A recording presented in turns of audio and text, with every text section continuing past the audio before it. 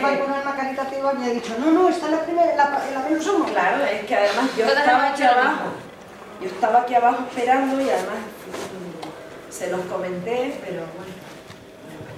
Yo lo había dicho ayer, porque yo ya, cuando me dieron el programa, y lo había dicho ayer, pero claro, yo entiendo que entre tanta cosa, pero si esto lo advierten antes, pues la gente por lo menos se reubica, pero bueno. Bueno, si quieren empezamos, porque si no... El cacharro más chulo, ¿no?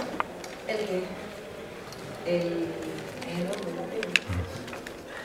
Bueno, mi comunicación se llama Reinventando las Matemáticas porque lo hemos copiado un poco de Constance Camille, del libro El niño reinventa la aritmética, que es un libro que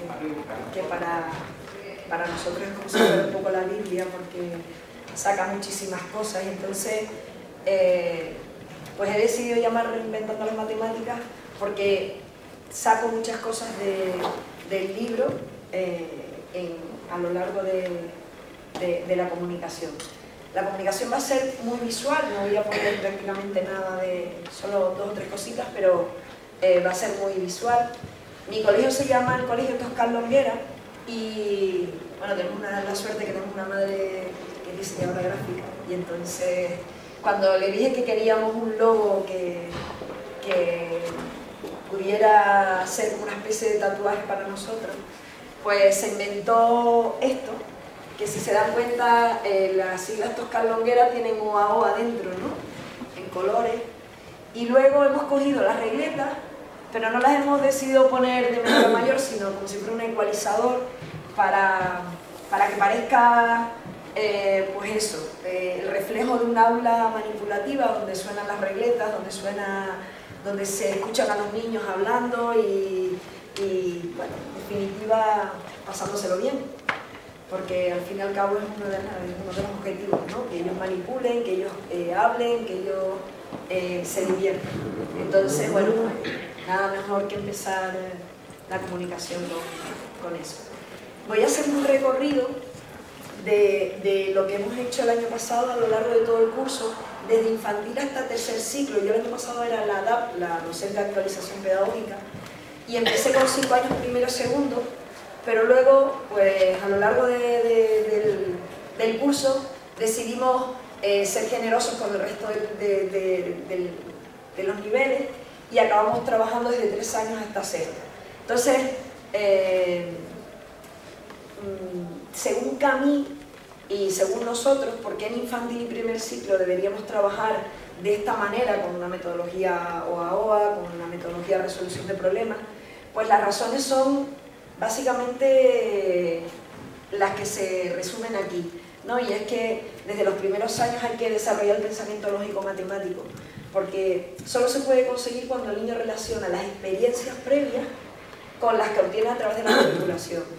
Si no manipulas, si no percibes lo que quieras aprender, difícilmente vas a conseguir aprenderlo, ¿no? Y entonces, ¿cómo se manipula? A través de actividades que tienen que ver con la vida diaria, precisamente para estimular el pensamiento lógico-matemático. Y por tanto debemos animar al alumnado a pensar y a tomar decisiones propias, aunque esas decisiones no sean las correctas. Es lo que habla Camille de la autonomía moral, ¿no? A estas edades aprenden muchísimo a través del juego, y es básicamente nuestra vía de aprendizaje. Y van a ver cómo en infantil y primer ciclo lo hacemos de esta manera, ¿no?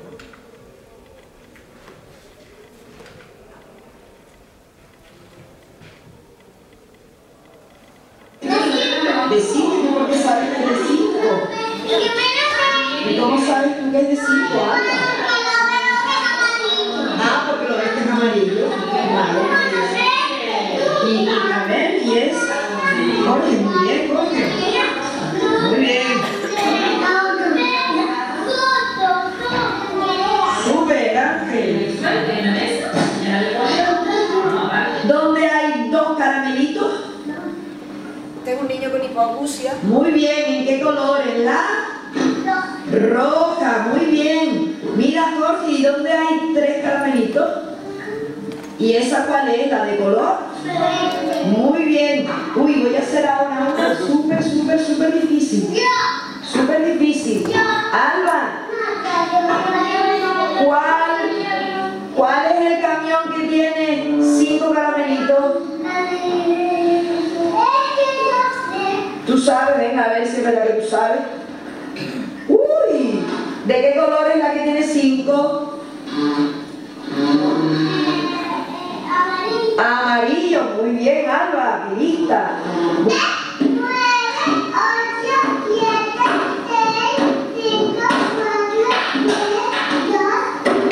Muchacho, eres un artista. Muy bien, Alberto. A ver, sin yo ponerlo en el geoplano, a ver quién me sabe decir cuántos vértices tiene el triángulo. A ver. ¿Y ustedes por qué saben que tiene 3? Porque es un triángulo. A ver, Sofía, demuéstrame tú que tiene 3 vértices. A ver. 1, 2, 3. Muy bien. A ver si nadie escapa. Ven tocando.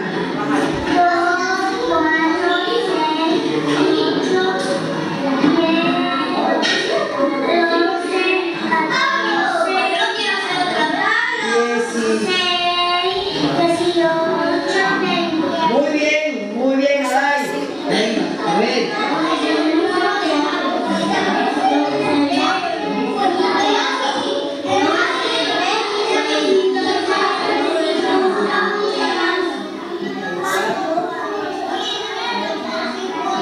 Muy bien, choca la campeón.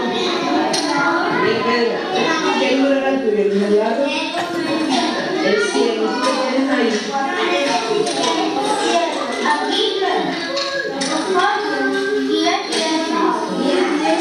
Muy bien.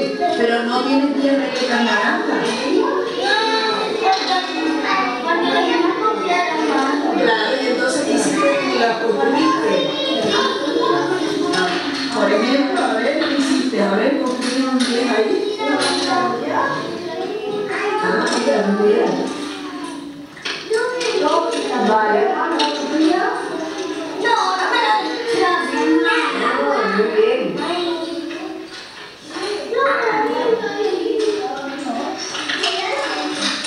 Mira, y es igual ese marrón y rojo que rojo marrón. Es igual que el marrón.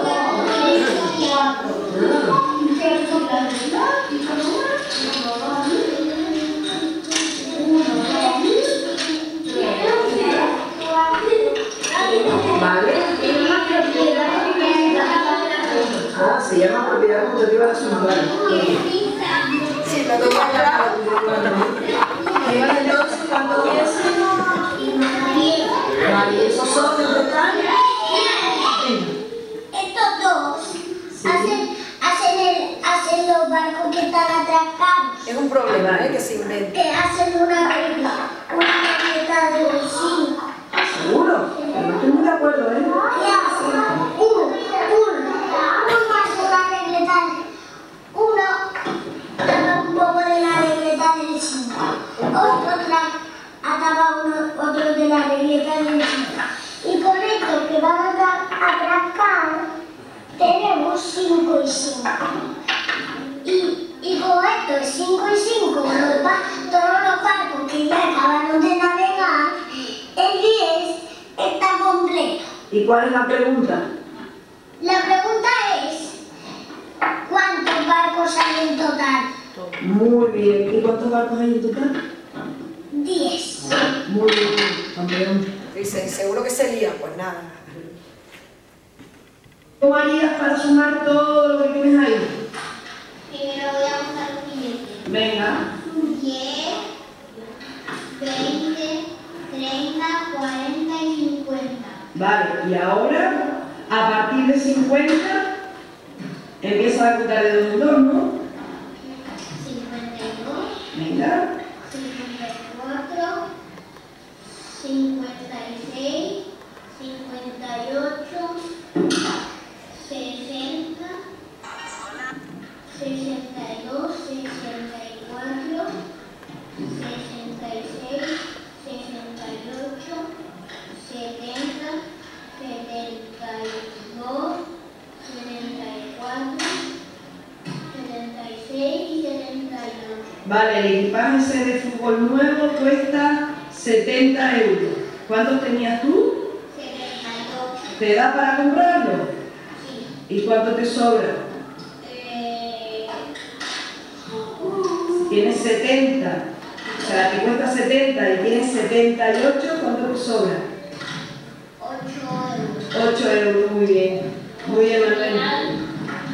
Vale, estamos en segundo y vamos a hacer hoy un juego con fichas de póker. El juego es hallar el doble. Tienen que coger las fichas de póker de 100, de 25, de 10, de 5 y de 1, hallar el doble y nos lo tienen que dar a Elena, a Yaisa y a mí con los bloques multibases. Venga, empezamos. Cada uno tiene diferentes fichas para que no se pueda copiar del de al lado. ¿De acuerdo? Venga, empezamos. Venga.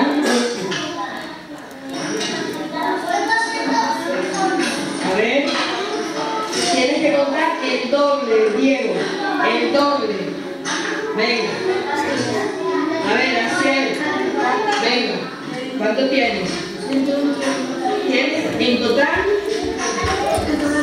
121, vale, pues vamos a hallar el doble. Venga, ¿lo vas haciendo ficha por ficha o en total? Ficha por ficha.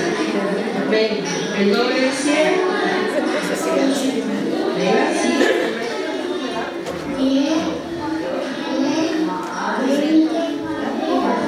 Entonces, ¿cuánto tendrás en total?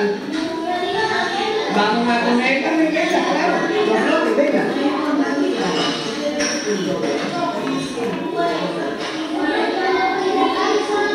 Venga, José, el doble de 100. Venga, los bloques.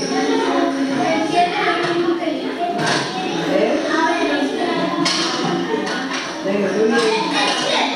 Venga. Bueno, voy a seguir tratando de decir que tengo solo 10 minutos. O sea, empecé 10 minutos más tarde y ahora tengo 10 minutos. Bueno, no los voy a explicar más, sino para que vean cómo en segundo y tercer siglo también se puede trabajar jugando y manipulando. A ver, ¿cuándo va? 8 de 18. ¿En qué medida? 25. Vale. ¿25 qué? Vale.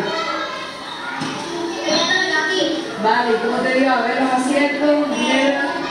De 50 centilitros, 3 de 20, de 25 centilitros, 5 de 20, de 10 centilitros, más de 20 y de 5 centilitros, 2 de 20. Vale. Pero el juego que era lanzar la botella y tenía que quedar Tenían que utilizar, eran 5 medidas, la llenaban en varias medidas. Y entonces era ver con qué medida realmente se podía hacer, porque los niños no saben que hay una medida en concreto con la que la botella se queda de pie. Entonces era la probabilidad de quedarse. Y esto básicamente cálculo mental con los spinners. O sea, están los spinners todo el rato en el cole, pues, y esto es, pues nos vamos al campo a comprar. Ellos tienen un presupuesto que ellos han decidido hacer, tienen un dinero virtual, porque no es de verdad, o sea, tienen un dinero, al campo nos cierra 2 cajas, y entonces ellos tienen que ir, pues eso, van haciendo ellos van calculando, a ver si es verdad, con lo que han estado trabajando en clase, a ver si es verdad que les cuadra el presupuesto que tienen. Chicos, ¿qué pasó? Esto, por ejemplo. ¿No les da? Pero no es ¿Y cuánto presupuesto es mira? Sí, claro. Bueno, ¿y qué es lo que le pasa? A ver, enséñame a sacar esa cesta. Uno que va a poner varias cosas para que no quiera y solo con coca y mayonesa y aceite. ¿Y el pollo qué pasó? Está muy caro. Bueno. No todos tienen el mismo presupuesto porque lo han decidido en clase antes, en el trabajo previo. Entonces, La número 1. ellos hacen estimación y luego con la calculadora antes de pasar por caja. Vale, 1,70. 1,70. Importa 1,73. Vale, 1,73 más 59 céntimos que tenía de los plátanos.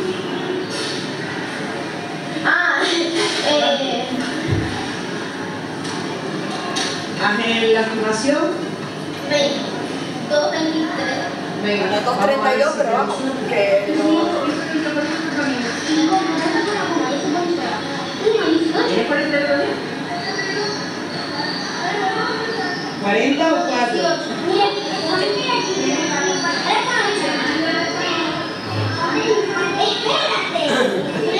Esto están calculando de pasar por caja, no vaya a ser que no les den.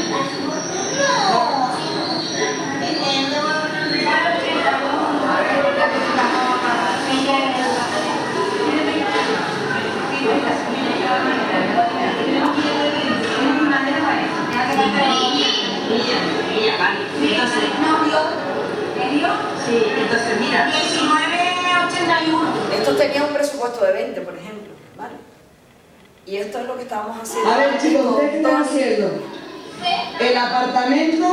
Yo les dije que les vendía un apartamento. ¿El apartamento de 4 cuánto metros era el cuadrados en el apartamento sur. ese? Y entonces fueron a ver ¿De cómo cuánto era? De 4 metros cuadrados. Y nos dijeron que era un apartamento estupendo y maravilloso. Pero nos estamos dando cuenta de que esto es estupendo. Vale, muy bien, genial. Bueno, aquí están las del metro cuadrado. Y entonces una habitación de metro cuadrado. Como que no. No, ¿verdad? No merece la pena. Entonces se acabó guardar trastos. Vale, entonces el metro cuadrado, ¿para qué serviría? Para guardar despensa. Para una mesa. Vale, con la despensa, vale. ¿Para un cuarto de baño? No. En un avión, ¿no? Sí, en el avión. Estos tenían 6 metros cuadrados. 6 metros cuadrados. Y están ahí discutiendo de qué manera. Llegaron a la conclusión de que se podía hacer una habitación Venga, a ver, ¿qué con un pasó por ahí? Porque claro, No sabemos si es una habitación o un pasillo. claro. Ah, venga, pongan las dos cosas. Las dos cosas. Primero el pasillo. Pasa que claro, había muchos decidiendo y entonces estaban ahí.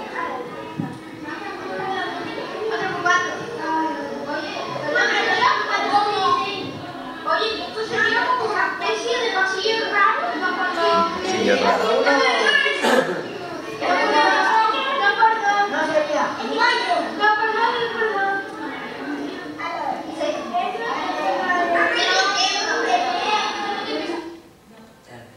Bueno, esto es el saco de Paco, que es cuando pones varias... Entonces resuelven el saco de Paco y lo representan con su cuerpo en dos grupos diferentes. Y solo hay uno que es el que decide cómo se pone, que es en este caso ellos. Y tienen que estar todos, no puede sobrar ninguno. Van a ser el número total. Ahora les enseño, ¿ves? Tienen dos sacos de Paco, uno es 710, otro es 1130. Entonces, 1130. Vale, muy bien. Y el otro es el 710. 710. Esperen que les saco una foto. Muy bien, chicos, súper. Bueno, como no tenemos mucho tiempo, aquí un poco lo que viene a decir es que nosotros también como maestros tenemos que ser maestros OA. Y maestros, si nos gusta esta metodología, tenemos que entender que un maestro se pone en el lugar del que aprende y no del que enseña, que eso es muy difícil de conseguir, pero es la clave de todo. O sea, tú no te puedes poner a trabajar partiendo de lo que tú conoces, claro, partiendo de lo que tú conoces sí, pero siempre pensando en el que tienes delante. Y como dice Marco, un maestro AOA no espera la respuesta correcta, sino espera que mañana el niño tenga ganas de responder a pesar de que la respuesta no sea correcta. Y por supuesto no puedo terminar la comunicación sin enseñarles a Hugo, que Hugo es el personaje. Y entonces... Tengo 7 helicópteros. No, pero él y sus problemas. No, helicóptero, con otra cosa. Tengo 7 Pokémon. Tienes 7 Pokémon. Y conmigo que tengo 3 más en la caja. ¿Cuánto tengo en total? Ah, o sea, tú tenías 7 y te habías olvidado que tenías 3 más. Sí. Entonces, ¿cuántos Pokémon tienes en total? 10. Pero es mentira, yo tengo muchísimos más. Ah, pero esto es imaginativo. Esto es un supuesto porque es un problema. Ahora, ¿por qué sabes tú que tienes 10? Porque si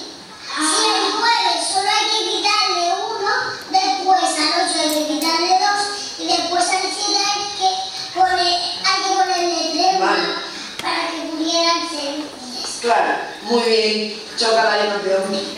Otra cosa no, pero claro, tiene todo el pensamiento y este es el ejemplo de que en la resolución de problemas tiene que haber problemas de la vida diaria, ¿no? Y él lo tiene clarísimo. Bueno, pues nada, muchas gracias. A veces es lo que toca. Bueno, y por supuesto, Sergio, esto es... Cambio. Oye, Sergio, vente para acá que vamos a sacar una foto los dos. Venga, que sí. Que nosotros con el... Laura, nos sacamos una foto.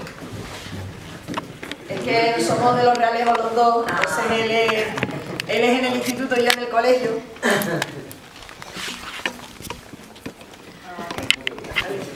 Gracias. Venga, déjame sacarte una foto. anda. Toño,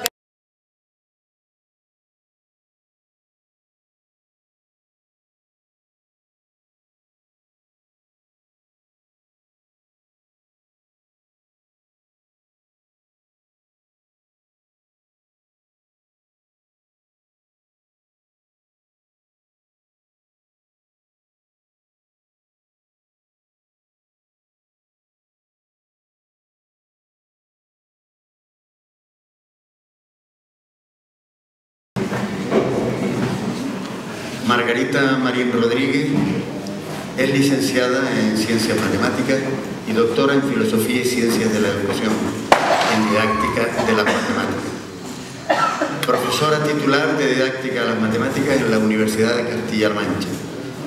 Su principal línea de investigación se ha centrado en la repercusión de las tecnologías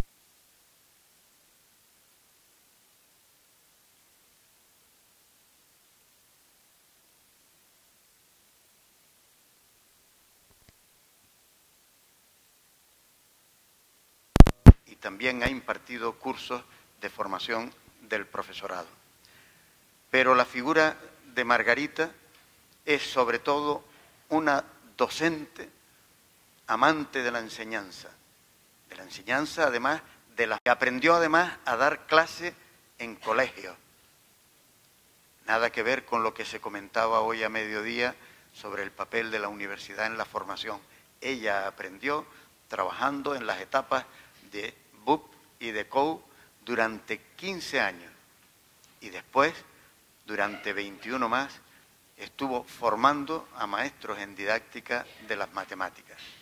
Y ahora que se encuentra, como los demás miembros de esta mesa, felizmente jubilada, no abandona para nada eso que tanto le ha gustado siempre y se sigue dedicando a escribir cuentos para aprender y enseñar matemáticas.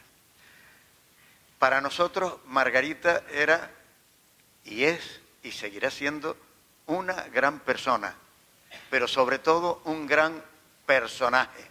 Las jornadas de la Sociedad de Matemáticas tenía dos alegrías, el disparo de comienzo y la llegada de Margarita, durante muchísimos años.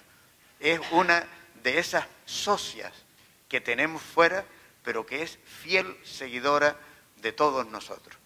Socio número 720.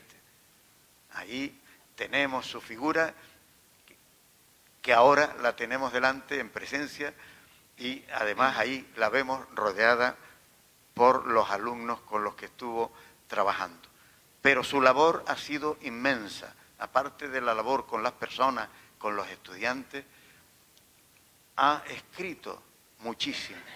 Nuestra propia revista, la revista Números, es fiel testigo de sus publicaciones. Ahí tienen dos de esos artículos, precisamente los primeros, el primero de todos, el que aparece ahí, el último en aparecer en el volumen 39, donde ya ella en el año 1999 presentaba sus investigaciones sobre el valor del cuento en la construcción de los conceptos matemáticos. Pero antes ya había hecho publicaciones en la otra línea de investigación, como es el caso de, en el año 1994, la enseñanza de los fractales. Pero es que no hay revista importante en España dedicada a ese trabajo acerca de la didáctica de las matemáticas donde no haya publicado. En Sigma, que es la revista del País Vasco, en Epsilon, que es la revista andaluza, la de nuestros compañeros de Tales, en la revista Suma, que es la revista de toda la federación, en la revista Unión, que es la revista de la Sociedad Iberoamericana, y por supuesto en las mejores revistas profesionales que hay en estos momentos, como es la revista Uno, donde ha hecho multitud de publicaciones en forma de artículos, pero también en recopilaciones de forma específica sobre una temática determinada, como una de las primeras plumas que se podían encontrar en España en el tema de matemáticas e Internet, publicación en la cual estuvo presente también la Sociedad Isaac Newton con nuestra compañera Fidela Velázquez. Pero también dirigió trabajos con alumnos y compañeros de aquellos que ella formaba, trabajos de investigación sobre la competencia matemática en primaria, en equipo, donde ella formaba parte del equipo y además era la coordinadora. Publicaciones que están ahí y nos demuestran una vez más el valor de Margarita en la divulgación de aquello que ama y aquello en lo que cree. Y ya ese tema tan valioso del cuento como herramienta para enseñar y aprender matemáticas, la primera publicación que yo recuerdo es la de los cuentos para la educación infantil, publicado hace ya un montón de años, pero que no abandonó la línea. Y entonces el año pasado, en las últimas jornadas, apareció con ese relatemático, el primer volumen, dedicado a los cuentos para disfrutar con la geometría. Si quieren saber una opinión, un comentario sobre este libro, busquen en Números, en la revista Números, verán allí un comentario hecho por Luis Balbuena, en el cual hacía todo un análisis crítico de este libro. Otro que también entiende del tema de cuentos para enseñar matemáticas. Y hoy está con nosotros, ha venido a la jornada, pero ha querido aprovechar las circunstancias y presentarnos el número 2, y que esperemos que además no sea el último, que estoy seguro que ya el 3 se está cocinando y que en nuestras próximas jornadas podemos tener. Este es el objeto de la presentación de hoy, Relatemáticos 2, cuentos para disfrutar con la aritmética y la estadística, del cual nos va a hablar, nos va a hacer un pequeño comentario nuestra compañera Lola de la Cova. No. Sí, bueno, yo es verdad que me he leído el libro, me lo regaló Margarita, y ella, pues no sé si sabe lo que yo disfruto leyendo cuentos que tengan algún trasfondo matemático. Leer este tipo de cuentos me transporta un poco a mi infancia, cuando mi padre al llegar de la escuela me decía, a ver qué aprendiste hoy, y me lanzaba en plan reto un problema que era incapaz de resolver, por supuesto. ¿Recuerdan el de los camellos, el señor que repartía los camellos? Bueno, pues de ese estilo. Nunca me daba la solución y me tenía pensando y trabajando, y cada cierto tiempo me lo recordaba. Quizás por eso, porque me picaba el amor propio y la curiosidad, yo soy, bueno, ya jubilada, profesora de matemáticas. La cuestión es que al cabo del tiempo yo descubrí que los problemas que mi padre me planteaba estaban en el libro El hombre que calculaba, que se convirtió en una especie de Biblia para mí. Me lo he leído muchas veces, he hecho que mis alumnos lo lean. Por ejemplo, en el día del libro, pues las lecturas matemáticas que hacían mis alumnos eran con El hombre que calculaba. Y claro, al tiempo me toca presentar, o yo qué sé, hablar de un libro de cuentos que su título, aparte de relatos matemáticos, hace un juego de palabras ahí de relatos. No sé si sabes que en Canarias la palabra relato se utiliza mucho. O sea, en mi suegro, por ejemplo, cuando habla de alguien que le está contando un cuento, te dice, me hizo un relato, y ya el tonito en el que lo dice ya, entonces cuentos, relatos matemáticos, está todo relacionado y además en el propio título dice disfrutar con la aritmética y la estadística. Entonces, en efecto, Margarita cuida mucho esto de, a través del cuento, se disfruta y se aprende matemática. Este libro yo creo que tiene varias partes. Simplemente la del escritor que escribe un cuento, la del profesor de matemáticas que piensa en sus alumnos y pretende transmitirle matemáticas de una manera lúdica, y el maestro de maestros, porque no se olvida de cuidar en el libro el papel del profesor y de la familia, o sea, coge los tres pilares, el alumno, el profesor y la familia. Entonces ella empieza el libro con una carta abierta a los padres y a los profesores, o sea, carta a docentes, padres, madres y otras personas interesadas en las matemáticas. Empieza por ahí. Y luego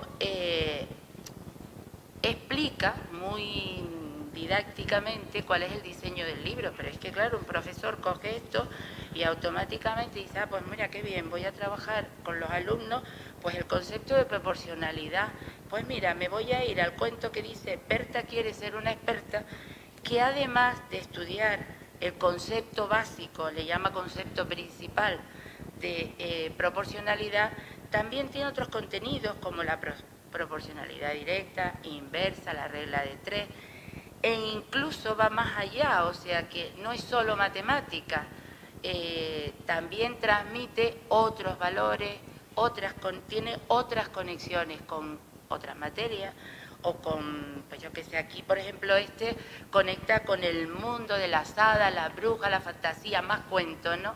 Pero hay otros que conectan con valores como las relaciones familiares, hay algunos en que se ven las relaciones entre compañeros, el chico un poco el bueno en matemáticas, pero que los otros lo machacan y que al final el bueno en matemáticas convence a los otros de que lo que tienen que hacer es estudiar y se ofrece ayudarle a aprender matemáticas, o sea que el cuento termina muy bien, muy, muy positivo, como es ella siempre, de positiva.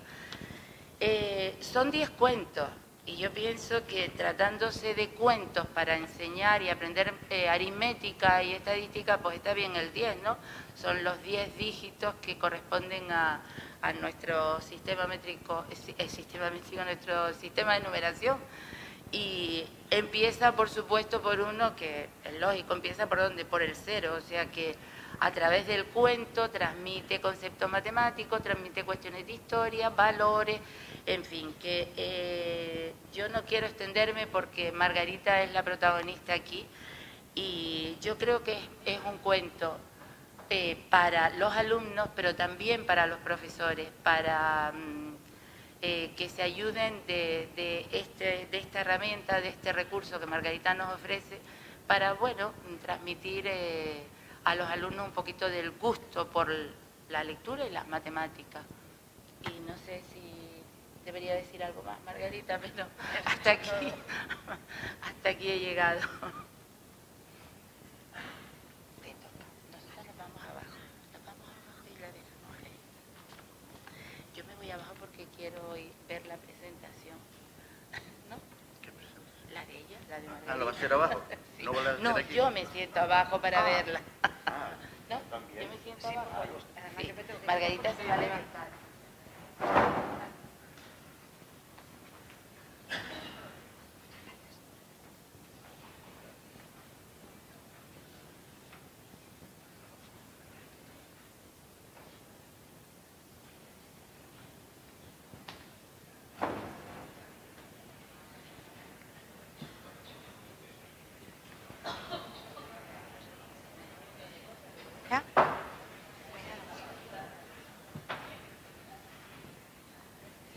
Bueno, muchísimas gracias, Manolo, Lola, la verdad es que me habéis emocionado.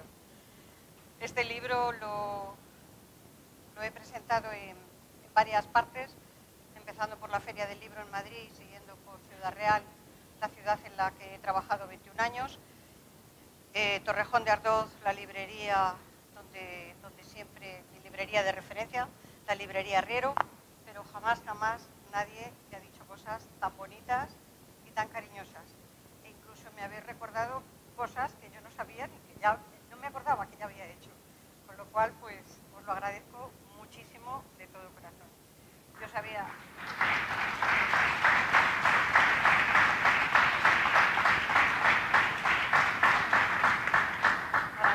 Para mí es un honor y un orgullo estar aquí en la Sociedad Canaria. Desde el 1984 que os conocí, me hice miembro de la sociedad y he intentado venir siempre que he podido. Y me he sentido acogida como si hubiera nacido en cualquiera de estas islitas tan maravillosas y tan divinas.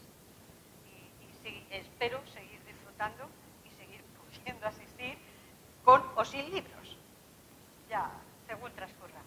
Y, por supuesto, muchas gracias a todos ustedes por estar aquí acompañándonos y escuchándome, que después de todo lo que ellos han dicho, pues poco voy a decir yo.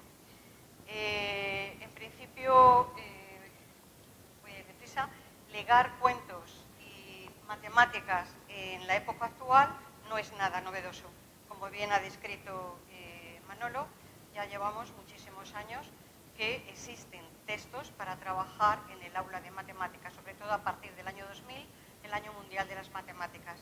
Yo creo que si hiciésemos una encuesta a brazo alzado, la mayoría de nosotros conoceríamos a Carlo Frabetti y su obra, y a partir de ahí muchísimos más. Entonces, ¿por qué ligo yo cuentos y matemáticas? Pues primero porque es una herramienta didáctica muy potente, por la sencillísima razón de que primero motiva al alumno. Nadie se resiste a que le cuenten un cuento, independientemente de la edad que tengas.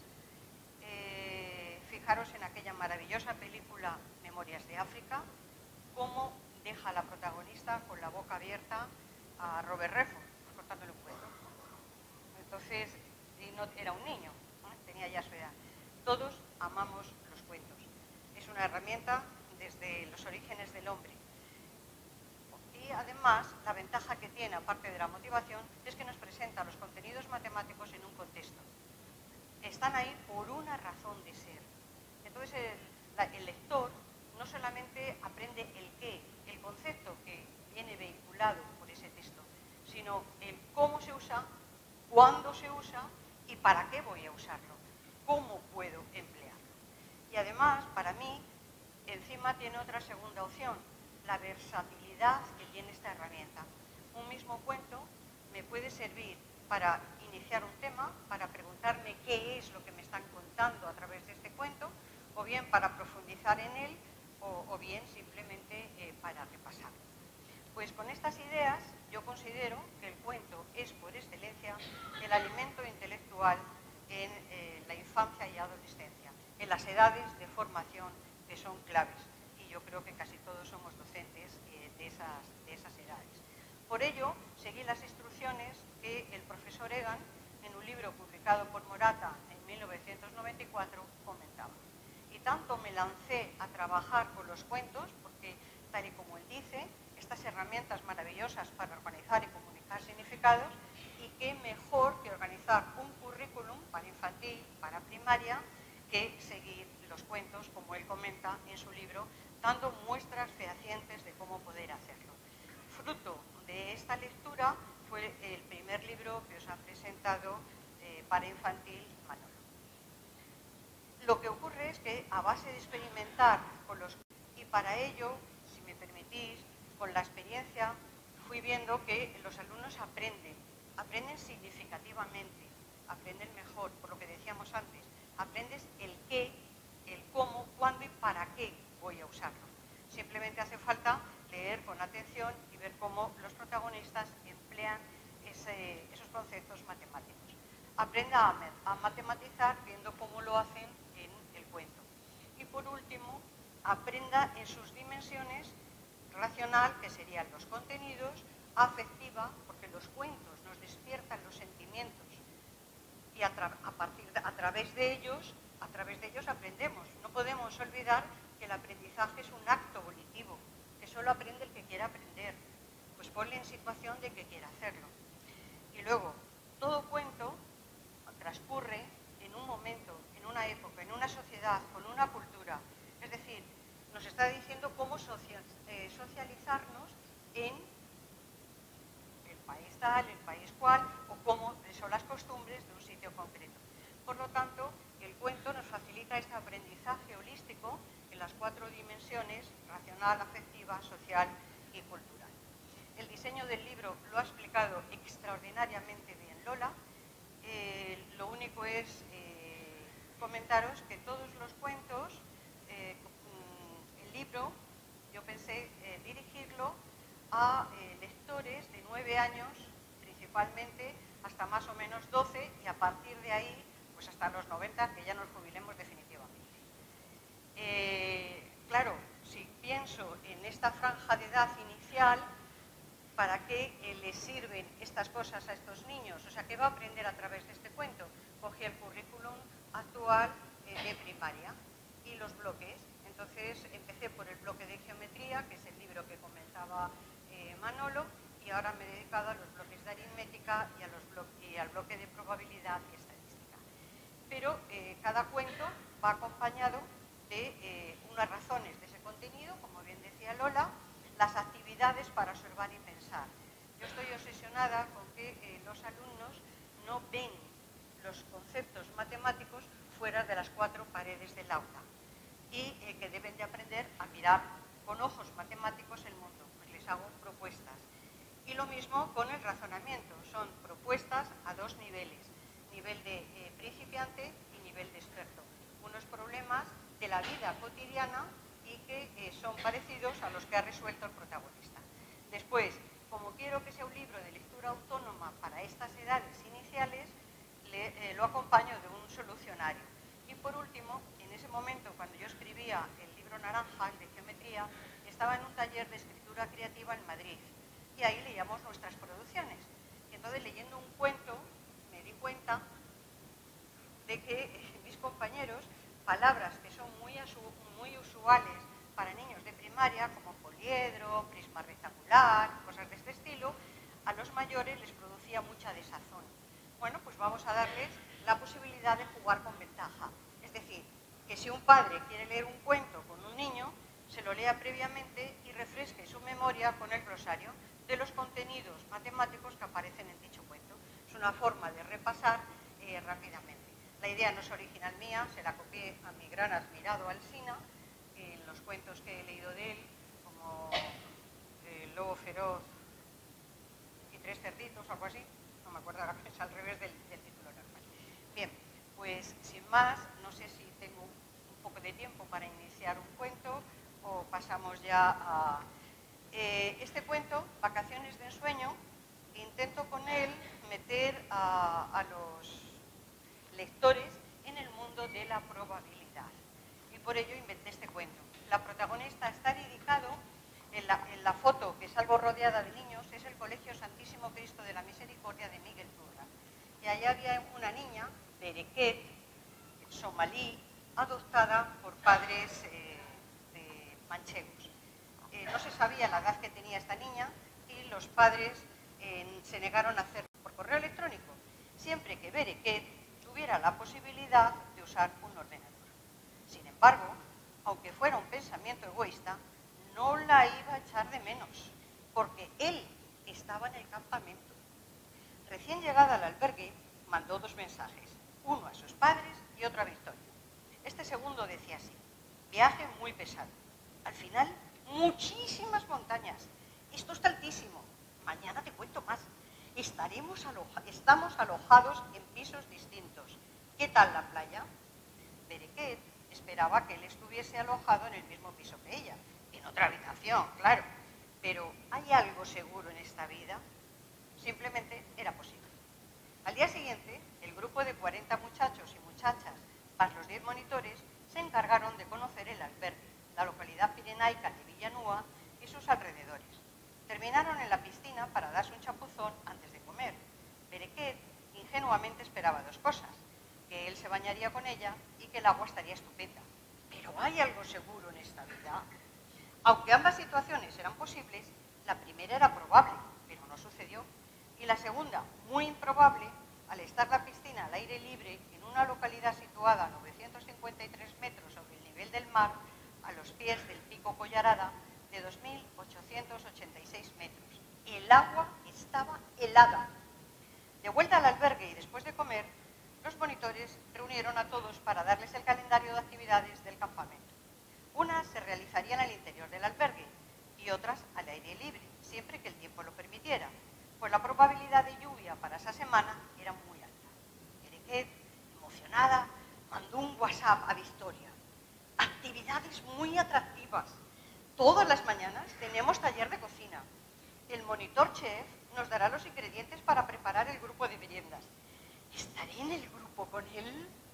Lógicamente, Berenguer esperaba que ella y él formaran parte del mismo grupo. Pero, ¿hay algo seguro en esta vida? Era probable, sí, pero ni una sola vez en el sorteo realizado salieron sus nombres seguidos para que pudieran estar juntos en el grupo. Después de comer, todos los días tendrían un rato libre de descanso. Ella aprovechó el primero de estos para buscar un ordenador desde el que poder mandar un mensaje a Victoria. He aquí lo que escribió en el que inicia la correspondencia. Hola, guapísima, ¿cómo te va en la playa? ¿Está el mar calentito? Yo por aquí, desesperada. Hasta ahora, nada me ha salido como quería. Tengo una suerte horrible, más propia de una pedorra que de una chica tan guay como yo. El sitio es muy bonito, pero hace un frío al anochecer y al amanecer, aunque sea julio. Mañana haremos tiro con arco y espero que con esa horrible suerte que tengo no termine con una flecha clavada.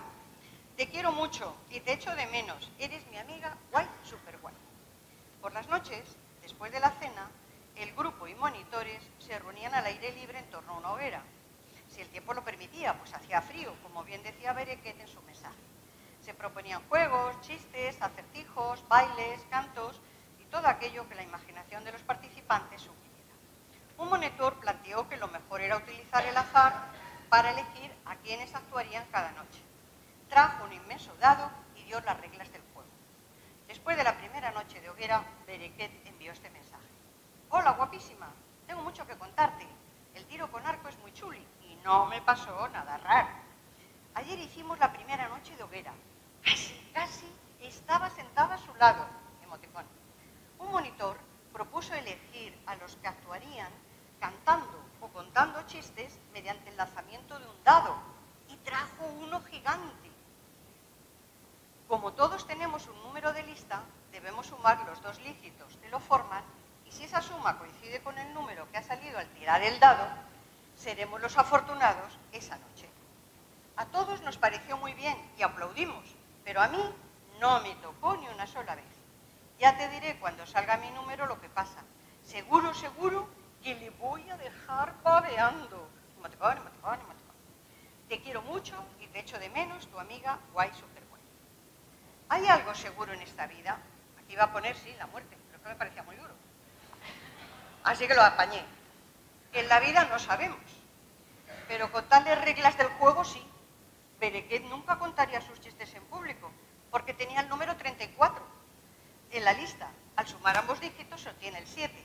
Y con un solo dado, de 6 caras, tirado una única vez, es seguro que nunca saldrá el 7. O dicho de otra manera, es imposible que salga el 7.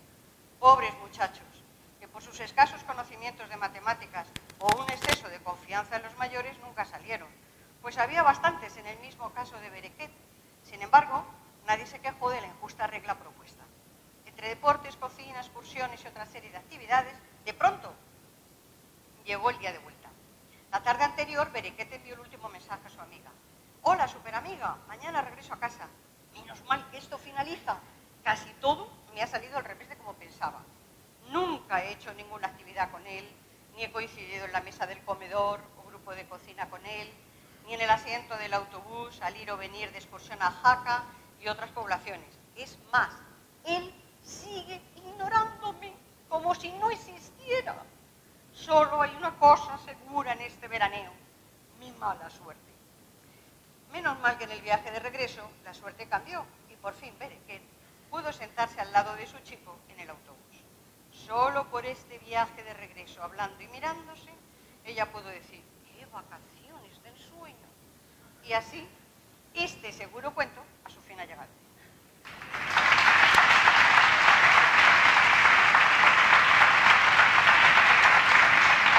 Muchas gracias. ¿Cómo llegó a fin? Vale. Muchas gracias y muchas gracias a la policía.